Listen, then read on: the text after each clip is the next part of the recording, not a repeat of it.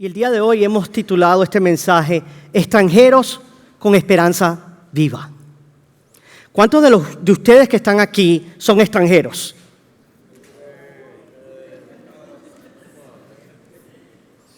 Yo sabía cuál iba a ser la respuesta. Muchos de nosotros llevamos años, ¿verdad?, en este país, tal vez más de una mitad de vida, hasta el punto de que sentimos que esta es nuestra casa. Algunos de nosotros tal vez llevan poco tiempo y todavía no logramos adaptarse. ¿Quiénes de ustedes todavía se sienten como extranjeros? La mayoría de nosotros aquí sabemos lo que es empezar de nuevo, ¿cierto? Sabemos lo que es dejar nuestra tierra, nuestros amigos, nuestra familia, para venir a este país como extranjeros en busca de una vida mejor. Algunos llegamos llenos de sueños, ¿cierto? Otros hemos llegado con lágrimas y con miedo. Y aunque hemos visto la mano de Dios sosteniéndonos, también hemos sentido la carga, ¿cierto? Luchamos contra el idioma, luchamos con el trabajo duro, el cansancio, la distancia, la nostalgia, la soledad, las dificultades, la ansiedad, el miedo. Y a veces en medio de todo eso nos preguntamos, ¿dónde está Dios en todo esto? ¿Por qué es tan difícil el camino? Y hoy quiero que recuerdes que no estás solo. Dios te ve y Dios te conoce. Y esta palabra de Primera de Pedro fue escrita para personas como tú y como yo, creyentes que estaban lejos de su tierra, pero no lejos del amor de Dios. Pedro les escribe a los cristianos dispersos por todo el imperio romano. Ellos también sabían lo que era estar lejos de su tierra. No tenían poder, no tenían seguridad, tampoco tenían estabilidad. De hecho, eran perseguidos y marginados. Pero Pedro no les escribe para prometerles prosperidad o comodidad. No, Pedro les escribe para recordarle algo mucho más grande. Que aunque estaban lejos de su país, no estaban lejos de Dios. Y ese mismo mensaje llega hoy para nosotros. Aunque somos inmigrantes en este país, somos ciudadanos del cielo. Quizás tú dejaste tu país, pero Dios nunca te ha dejado a ti. Quizás sientes que lo perdiste todo, pero en Cristo tienes una herencia eterna. Aunque enfrentamos pruebas que nos duelen, nuestra esperanza permanece viva porque Jesús vive. Y hoy vamos a aprender que Pedro nos enseña que hemos sido escogidos por la gracia del Padre, nacidos de nuevo a una esperanza viva y por lo tanto podemos regocijarnos en medio de las pruebas. Acompáñenme al punto número 1, escogidos por la gracia del Padre. Versículo 1, Pedro se presenta como apóstol de Jesucristo. Pedro es uno de los enviados por Jesús. Él es uno de los 12 hombres que acompañaron a Jesús y que fueron testigos de su vida, de su ministerio, sus milagros, su muerte y su resurrección. Estos hombres fueron enviados por Jesús como testigos de su resurrección para que así anunciaran las buenas nuevas del Evangelio. Pedro, que en griego en hecho es Petros, significa roca. Pedro, roca. Es el nombre que Jesús le dio a Simón, el pescador, cuando lo llamó. Y es este Pedro, esta roca, junto con los 12 demás apóstoles, que son el fundamento de la iglesia. Es por eso que hoy en día no hay apóstoles, porque los cimientos de la iglesia ya han sido establecidos. Y es sobre esa verdad que fue revelada de quién es Jesús a todos estos testigos oculares que estaban vivos que Dios está edificando su iglesia. Por lo tanto, este Pedro escribe con una autoridad única.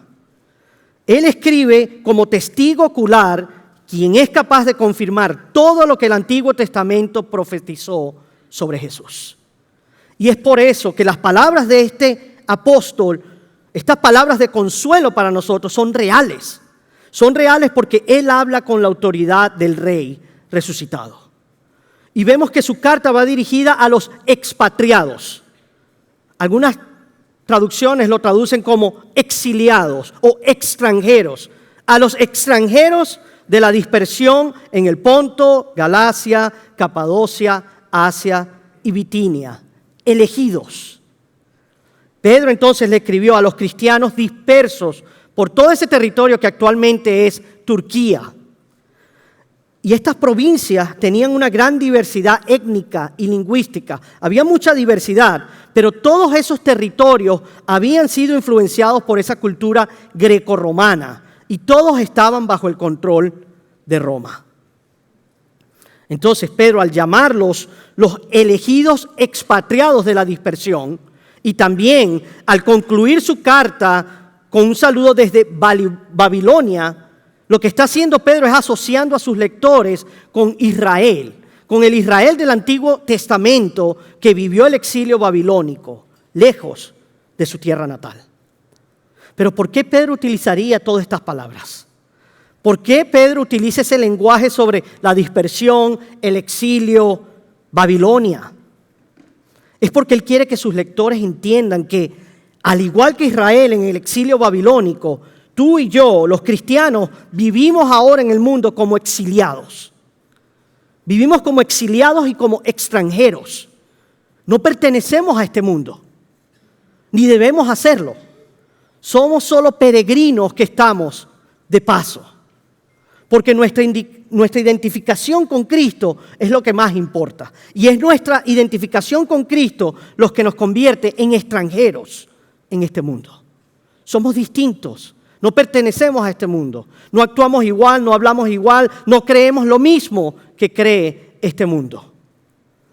El mismo Jesús le dijo a Pedro, a este apóstol, si el mundo los odia, sepan que a mí me han odiado antes que a ustedes. Yo los he escogido del mundo, es por eso que el mundo los odia. Somos extranjeros en una tierra hostil. No importa dónde nos encontremos, somos extranjeros, un pueblo que vive actualmente en el exilio, lejos de nuestra patria y disperso por todo el mundo, porque estamos lejos de nuestro hogar celestial.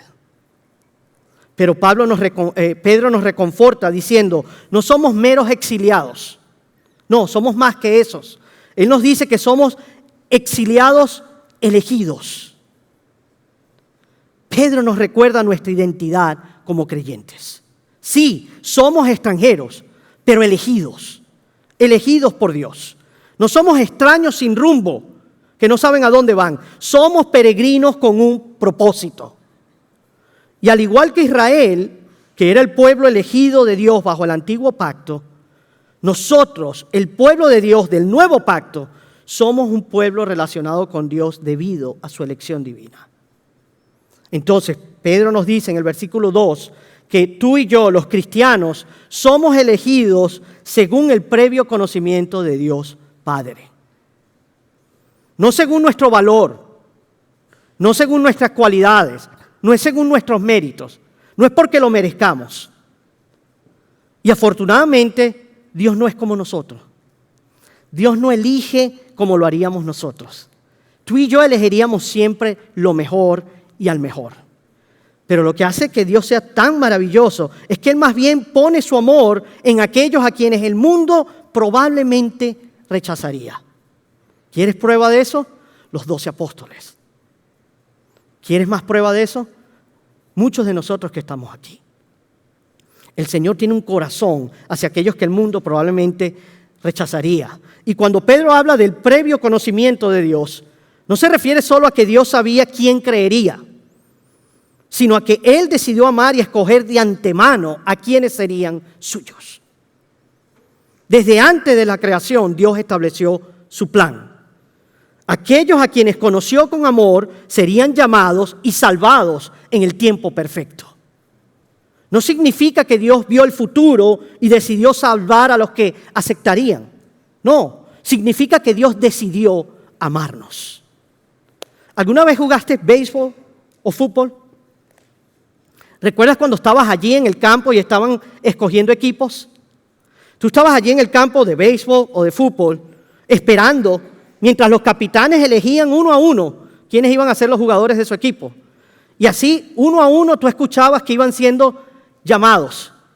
Y tú estás allí parado preguntándote, bueno, ¿y acaso voy a ser yo escogido? Y entonces de pronto escuchas tu nombre. Y cuando escuchas tu nombre, te sorprendes, te emocionas. Pero entonces el capitán sonríe y dice, ya te había escogido desde el principio. Entonces tu corazón se llena de alegría. Se llena de alegría mientras corres y te unes al equipo, sabiendo que tú no fuiste una elección de último momento, sino que tú eras parte de su plan desde el inicio. Así nos escogió Cristo, hermanos. Nos escogió con amor, con propósito, antes de que siquiera tú y yo levantáramos la mano. Y esta elección no es basada en lo que tú y yo hemos hecho. Es basado en lo que Cristo hizo por nosotros. Y eso nos da gran consuelo. Porque si nuestra salvación dependiera de nosotros, definitivamente la perderíamos. Pero como depende de la gracia soberana del Padre, entonces estamos seguros. A veces tú y yo pensamos que Dios está con nosotros cuando las cosas van bien. Cuando todo marcha bien en nuestra vida, no dudamos ni por un momento de su presencia. Sentimos su amor cercano a nosotros. Pero cuando vienen los momentos difíciles, cuando vienen las pruebas, allí es cuando comenzamos a dudar de su presencia y cuando la vida se nos desmorona. Pero quiero que sepas que incluso en medio del dolor, Dios sigue siendo soberano y fiel. Él está allí, Él no está distante, Él está contigo. Porque Él nos conoció y nos eligió antes de la creación del mundo. Y nada puede separarnos de la herencia que Él nos ha prometido.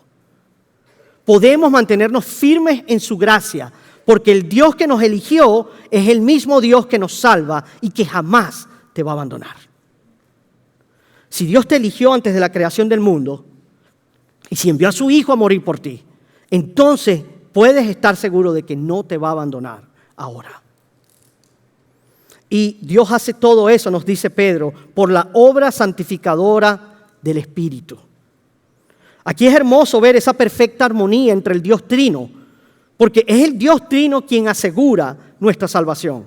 Vemos que el Padre nos eligió, el Hijo nos redimió con su sacrificio en la cruz y el Espíritu Santo aplica esa salvación en nuestra vida.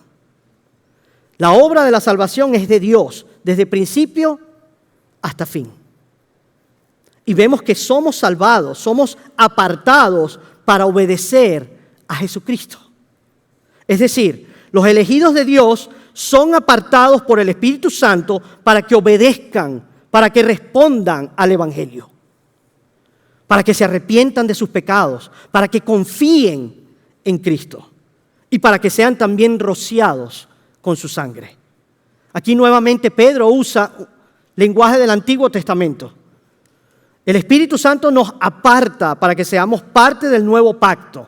No un pacto sellado con sangre animal, sino con la sangre de nuestro Salvador Jesucristo. Y Pedro nos recuerda entonces que somos el nuevo pueblo del pacto de Dios. Así como Israel fue apartado y sellado con sangre de los animales sacrificados en el monte Sinaí, tú y yo hemos sido perdonados, purificados y hechos el nuevo pueblo de Dios por la sangre de Cristo. Este nuevo pacto entonces nos da un corazón transformado y también nos da el Espíritu de Dios para que así podamos obedecerle y vivir en una relación íntima con Él. Pero ¿cómo entramos en ese pacto? ¿Cómo tú y yo hemos entrado en Él? Entramos en el nuevo pacto cuando el Espíritu Santo nos llama a arrepentirnos y a creer en el Evangelio. ¿Te has apartado de tus pecados y confiado solo en Jesús para tu salvación? Si lo has hecho, entonces no tienes nada que temer. Tu fe en Jesús es evidencia de tu elección. Tu fe en Cristo es evidencia de que has sido elegido. Y si has sido elegido, entonces tú vas a soportar. Vas a soportar el sufrimiento con paz mientras permaneces firme en la gracia de Dios que te llamó. Esa es la gracia por la cual Pedro oró. Él oró para que esta gracia y esta paz abundara entre todos los cristianos que estaban allí en esa zona sufriendo. Y es la misma gracia y paz que yo también deseo que se multiplique en todos y cada uno de nosotros mientras vivimos aquí en este mundo como exiliados escogidos por la gracia del Padre. Así que somos escogidos por su gracia. pero a la vez somos nacidos de nuevo a una esperanza viva. Punto número 2. Versículo 3. Pedro estalla en adoración y dice: bendito sea el Dios y Padre de nuestro Señor Jesucristo. ¿Cómo debemos responder ante esta asombrosa gracia del Dios Trino que nos salva? Con alabanza, con adoración. Esa debería ser nuestra reacción inmediata y natural. Y cuando Pedro dice bendito sea, esa expresión significa hablar bien de alguien, elogiarlo. Cuando alguien pronuncia un elogio en un funeral, está hablando bien del difunto. Bueno, cuando hablamos bien de Dios, tú y yo lo estamos bendiciendo, lo estamos exaltando.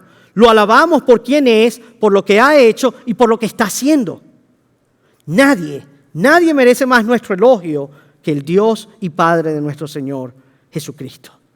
Y es este Dios maravilloso quien, según su gran misericordia, nos ha hecho nacer de nuevo. Jesús dijo que para ver el reino de Dios hay que nacer de nuevo. Pero ¿cómo es eso? ¿Cómo se nace de nuevo? ¿Cómo puede alguien nacer de nuevo? ¿Acaso puede entrar por segunda vez en el vientre de su madre y nacer? Pedro nos presenta un nacimiento diferente. Un nacimiento espiritual. Un nacimiento que nos da una identidad completamente nueva como hijos de Dios y como ciudadanos de su reino. Y este nacimiento, que es obra del Padre a través de su palabra, nos transforma y nos da una nueva vida. La salvación no es un cambio de religión, sino un nacimiento nuevo, un nuevo nacimiento. Y Dios no solo arregló un poco tu vida, no, te dio una vida completamente nueva. Y lo hizo por su gran misericordia, no porque tú y yo lo mereciéramos. Y esta nueva vida que recibimos viene acompañada de una esperanza viva. No es una esperanza como un simple deseo, un anhelo, sino una seguridad firme, basada en la resurrección de Jesucristo. Porque Él venció la muerte y gracias a Él nuestra fe tiene propósito y nuestra esperanza es inquebrantable. No es un sueño vacío, no es una ilusión humana, es una esperanza viva porque Cristo resucitó de entre los muertos. Todo lo demás puede morir. Todo lo demás puede morir. El trabajo, los papeles, los planes, la salud, pero Cristo vive. Y porque Cristo vive, nuestra esperanza vive. Y aunque enfrentemos oposición o dificultades, esta es la esperanza que nos sostiene. Que la muerte ya no tiene la última palabra y que nada en este mundo puede arrebatarnos la vida que Dios nos ha dado en Cristo. Lo peor que nos podría pasar en esta vida, que era la muerte, gracias a la resurrección de Jesucristo, podemos estar seguros de que aun cuando muramos, lo seguiremos a través de la muerte hacia la vida eterna. Esa es una esperanza que nada en esta vida puede extinguir. Sin embargo, versículo 4, no solo se nos promete una resurrección futura, sino que también una herencia futura. En el Antiguo Testamento Dios le prometió a Israel una herencia, una tierra como herencia. Pero por su rebelión la profanaron y fueron dispersados. Aún así, Dios prometió restaurarlos y reunirlos de nuevo bajo un rey que vendría de la línea de David, estableciendo así un nuevo pacto que les permitiría disfrutar nuevamente de esa herencia que habían perdido. Y así, del mismo modo, los creyentes a quien Pedro le escribe también son extranjeros y exiliados, pero como fueron incorporados al pueblo de Dios por medio del nuevo pacto y la resurrección de Cristo, ellos reciben también una herencia futura. ¿Entiendes esto? Tú has recibido una herencia futura y esa herencia nos aguarda con nuestro Señor. Esa herencia nos aguarda en el cielo. Y a diferencia de esa herencia terrenal de Israel, nuestra herencia es incorruptible, dice Pedro. Es incorruptible, es inmaculada, no se marchita y está reservada en el cielo para cada uno de nosotros. Cuando Pedro dice que es incorruptible, eso quiere decir que no puede ser dañada. Nada puede dañarla, nada puede degradarla, no puede ser corrompida. Cuando dice que es inmaculada, eso quiere decir que es una herencia que no tiene mancha, limpia, pura, no puede mancharse por el pecado. Cuando dice que no se marchita, eso quiere decir que no importa lo que suceda y no importa cuánto tiempo pase, no pierde su belleza. Y está reservada en el cielo para nosotros. Es decir, nada ni nadie puede arrebatártela. Hace muchos años mi familia se reunió y estaban hablando sobre la herencia que había dejado el abuelo. Y todo comenzó en paz, pero muy pronto surgieron desacuerdos y tensiones. Unos querían vender la casa, otros no estaban conformes con su parte. Y lo que debía haber sido una bendición terminó en tensión. Las herencias terrenales son así. Se pierden, se gastan o causan divisiones. Pero la herencia que Dios nos promete es diferente. Es diferente porque no depende de papeles ni de personas, sino de su fidelidad. Y Él es fiel y nunca falla. Yo sé que muchos de ustedes tuvieron que dejar atrás sus hogares y sus pertenencias. Todos los que estamos aquí tuvimos que dejar atrás nuestra vida, nuestro hogar, nuestras pertenencias. Algunos las vendieron para poder venir aquí, mientras que otros simplemente las perdieron por completo. Pero aunque perdamos cosas en esta vida, la herencia que Dios nos ha dado está asegurada para siempre. Nuestra verdadera herencia, la vida eterna y la gloria en Cristo, está asegurada en el cielo. No podemos perderla y nadie puede quitárnosla, porque está asegurada por el mismo Dios que nos ama. Pero ¿cómo podemos saber que ante la oposición, ante la persecución, el sufrimiento, la tentación, cómo sabemos que vamos a perseverar hasta el final y que alcanzaremos esa vida, esa herencia? Versículo 5. La buena noticia es que el Dios que guarda nuestra herencia en el cielo es también el Dios que guarda a sus hijos aquí en la tierra. Y Él los guarda hasta que alcance la salvación que está preparada para ser revelada en el último tiempo. El Dios que guarda nuestra herencia en el cielo es el Dios que te guarda a ti y a mí aquí en la tierra. Así que por muy difícil que sea nuestra vida en esta tierra, podemos aferrarnos a la promesa de que Dios nos guarda. Dios te guarda. El Dios que nos escogió antes de la fundación del mundo y que nos hizo nacer de nuevo a esta esperanza viva, también nos protege con su poder hasta que obtengamos esa herencia. Amén.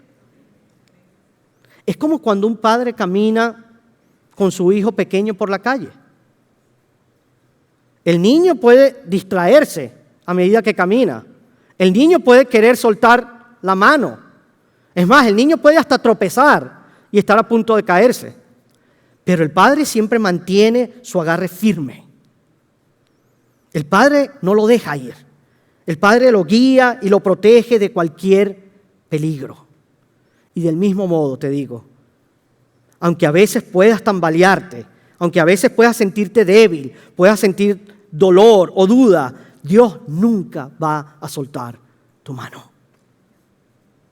Dios camina contigo en cada paso, sosteniéndote, guiándote, protegiéndote. Su amor y su cuidado son constantes, seguros, infalibles, nunca fallan. Así que en medio de tus luchas, hermano, que te encuentras aquí, recuerda lo siguiente: tu esperanza no depende de tu situación, sino de la resurrección. Tu herencia no está en la tierra, sino en los cielos. Tu seguridad no está en tu fuerza, sino en el gran y poderoso Dios. Y porque hemos sido escogidos por el gran poderoso Dios y llamados a esta esperanza viva, podemos estar gozosos aún en medio de la prueba. Versículo 6.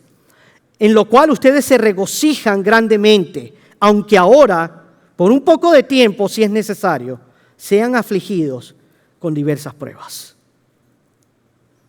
Gracias a esta esperanza de la vida eterna y esa herencia gloriosa, tú y yo, los creyentes, podemos regocijarnos. Sin embargo, Pedro sabe y se da cuenta de que el gozo se mezcla con el dolor, ¿cierto? Porque él entiende que los cristianos de aquel tiempo en Asia Menor y tú y yo sufrimos diversas pruebas, ¿cierto? Pedro reconoce que los creyentes se regocijan en su salvación, pero que enfrentan también sufrimiento en este mundo. Pero nos dice en versículo 7, aunque las dificultades y pruebas sean dolorosas, no son accidentes y no son el castigo de Dios. No es algo sin sentido. El sufrimiento tuyo y mío como creyente no es inútil, sino que cumple un propósito. ¿Y cuál es ese propósito? Probar y fortalecer nuestra fe. Estas aflicciones que forman parte de la voluntad de Dios para su pueblo tienen un objetivo y es purificar la fe tuya y mía para mostrar que nuestra confianza en Dios es verdadera y es genuina. Es decir, a medida que tú pasas por pruebas, tu fe es purificada y de esa manera vas mostrando que tu fe y confianza está única y exclusivamente en Cristo. El fuego de la prueba no destruye la verdadera fe, sino que la purifica. Así como el oro se refina en el fuego, Dios también usa las pruebas para refinar nuestra fe y nuestro corazón. ¿Sabes? Cuando tú ves a un joyero tratando con el oro, cuando el joyero prueba el oro, viene, lo calienta hasta que las impurezas suben a la superficie. Y el joyero hace esto no para destruir el oro, sino para hacerlo mucho más puro. Así obra Dios contigo y conmigo. El fuego que duele hoy está produciendo una fe más genuina y fuerte cada día. Y esa fe genuina no solo resiste las pruebas, sino que trae alabanza, gloria y honor cuando Cristo sea revelado. Es decir, Dios recompensará a aquellos que se mantienen firmes y gozosos en medio de su sufrimiento. Porque Él va a ver esas pruebas como una muestra de nuestra confianza divina, de nuestra confianza en Él. Así que, hermano, la fidelidad que tú tienes hoy en la prueba se transformará en la honra eterna el día de mañana. Y en el versículo 8, Pedro nos recuerda el gozo presente que tenemos en la salvación. Amar y creer en Cristo sin haberlo visto.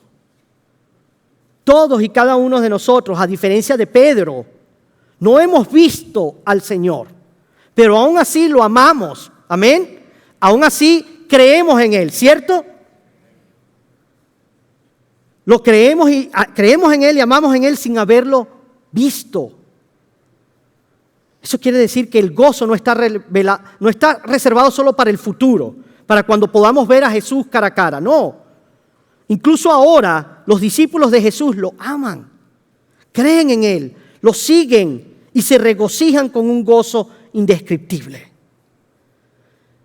Creer en Cristo produce un gozo indescriptible, un gozo glorioso. ¿Saben por qué? Porque nuestra fe nos une a Él. Y porque nuestra fe nos une a Él y Él es la fuente verdadera de todo gozo, tú y yo podemos tener gozo, aún en las peores circunstancias. Porque este gozo no depende de las circunstancias, sino del Cristo resucitado y glorificado. Por eso, escucha lo siguiente. Nadie puede quitarle el gozo a quien está unido a Jesús. Porque sería tan imposible como querer quitar a Cristo de su trono. Es el gozo, versículo 9, el gozo de saber que el fin de nuestra fe, el propósito de nuestra fe es la salvación de nuestras almas. Es el resultado final. El resultado final es la salvación eterna, la culminación de la obra salvadora de Dios. Así que la salvación no es únicamente una esperanza futura, algo que vamos a gozarnos y celebrar en el futuro, sino que también es una realidad presente para todo aquel que confía en Cristo. ¿Saben por qué? Porque este cuerpo puede descomponerse, este cuerpo puede enfermar, este cuerpo lo pueden matar. Pero tu alma y mi alma ya han sido redimidas y ellas pertenecen al Señor para siempre. Así que cuando la vida se ponga difícil, cuando sientas distancia, cuando sientas soledad, injusticia, recuerda, el fuego no durará para siempre. Es temporal, es pasajero. El fuego no durará para siempre, pero la gloria sí. El gozo sí. Tu fe será puesta a prueba, pero también será recompensada.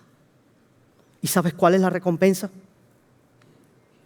Un día verás cara a cara a aquel a quien amas hoy sin haber visto, al mismo Jesús. Pedro nos recuerda 3 grandes verdades. Somos escogidos por el Padre. Nuestra identidad está en su gracia. También nos recuerda que somos nacidos de nuevo por misericordia. Nuestra esperanza está viva porque Cristo resucitó de entre los muertos. Y también nos recuerda que somos guardados por el poder de Dios. Nuestra fe está segura, aunque pasemos por el fuego. Así que aunque tú y yo, no importa el tiempo que llevemos aquí, sea 1 año, sea 3, 5, 20, aunque estemos lejos de nuestra tierra, recuerda lo siguiente: no estás lejos del corazón de Dios. Sea donde sea que estés, Dios está contigo. Tu pasaporte puede decir que eres extranjero, pero tu nombre está escrito en el libro de la vida. Eres ciudadano del cielo y tu esperanza no está puesta en un país ni en un papel, sino en un Salvador resucitado. Bendito sea el Dios y Padre de nuestro Señor Jesucristo. Esa debe ser nuestra respuesta, aún en medio del dolor, las circunstancias, las dificultades. Porque el mismo Dios que te llamó es el mismo Dios que te sostendrá y te llevará a casa hasta que recibas tu herencia eterna. Amén.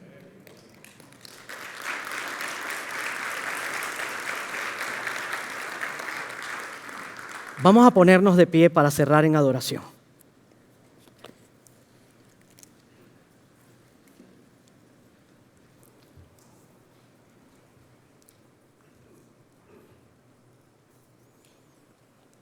Gloria a Dios.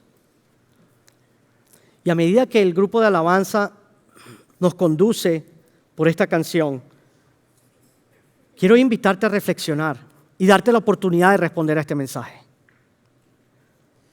Quizás hoy hay alguien aquí que se siente cansado, confundido o sin rumbo. Ven a Jesús. Jesús te invita a venir a Él. Él murió por tus pecados. Él resucitó para darte vida. Y Él te ofrece una esperanza que ningún gobierno y ninguna circunstancia puede quitarte. Cree en Jesús. Cree en Él. Y serás parte de su pueblo escogido. Y tendrás una herencia eterna que te aguarda en el cielo. Y si ya conoces a Cristo, y si posees esta esperanza viva, recuerda lo siguiente: la fe no te libra del fuego de las pruebas, pero el fuego de las pruebas no destruirá tu fe. El Dios que te escogió te guardará hasta el fin. Si no has entregado tu vida a Cristo, hoy es el momento en que puedes hacerlo. Allí donde tú te encuentras, si tú no has recibido al Señor como tu Salvador, si tú no has experimentado esa paz, si no estás seguro de que tienes una herencia en el cielo, si no has llegado a ser parte de los escogidos, de la familia de Dios, que les aguarda una herencia eterna en el cielo, hoy puedes dar ese paso de fe. Hoy puede el Señor estar llamándote. Y aquí al frente vamos a tener consejeros que con mucho gusto van a orar por ti.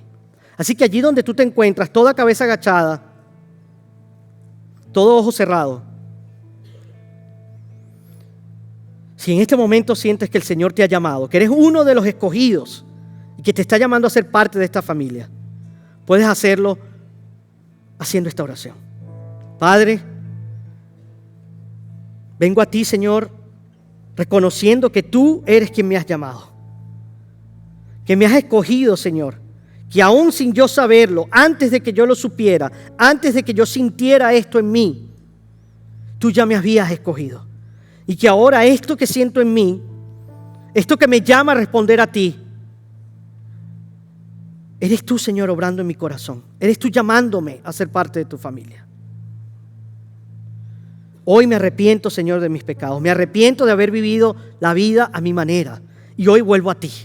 Hoy regreso a ti, Señor, mi Padre, quien me ha llamado. Con amor, desde un principio me elegiste. Así que te pido que perdones mis pecados, Señor. Pongo mi confianza en Jesús, en lo que Él hizo en la cruz, en su resurrección, y que Él volverá de nuevo, y que espero la vida eterna y la herencia en el cielo. Y te pido que me salves el día de hoy. Es en tu nombre que oro, Señor. Amén y amén. Si tú estás aquí y hiciste esa oración el día de hoy por primera vez, ¿puedes levantar tu mano? Si estás acá y hoy entregaste tu vida a Cristo, ven al frente que queremos orar contigo. Y si conoces ya al Señor y tienes una esperanza, pero las circunstancias han hecho que quites esa visión de la herencia que te aguarda, ven adelante, queremos orar contigo para que te dé Dios fortaleza y recordarte la esperanza que tienes en Cristo.